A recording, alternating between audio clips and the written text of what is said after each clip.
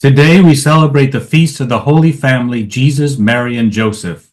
For this reason, the readings for today are on family life.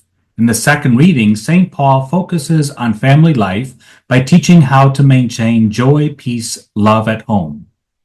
He writes, "Wives, be subordinate to your husbands as is proper to the Lord." To properly interpret this verse from Paul, it is necessary to interpret his words in the context of all that Paul wrote.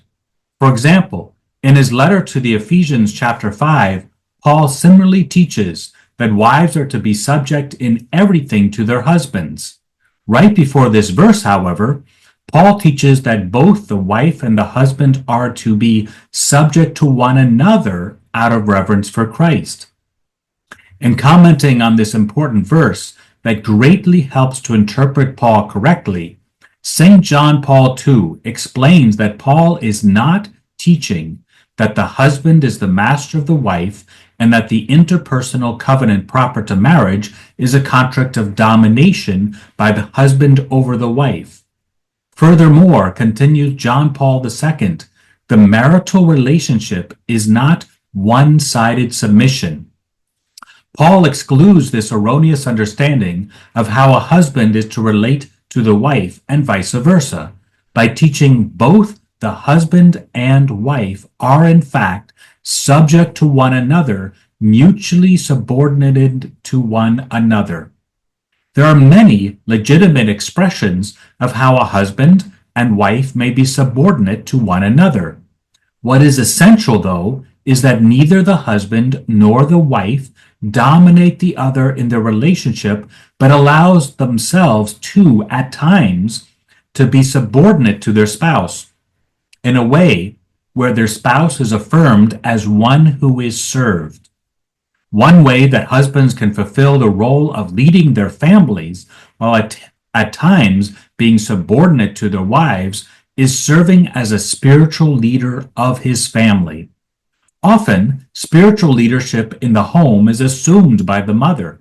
However, if we take to heart Paul's teaching on mutual subordination, the father also should take up the responsibility of leading his family spiritually that consists more than saying grace at meals. Saint Joseph wants to help men to grow in spiritual leadership. May we look to Saint Joseph and cultivate a devotion to Saint Joseph. May we ask Saint Joseph to instill in fathers, physical and spiritual, the courage to be spiritual leaders. According to Saint Teresa of Avila, I don't recall up to this day ever having petitioned him, Saint Joseph, for anything that he failed to grant.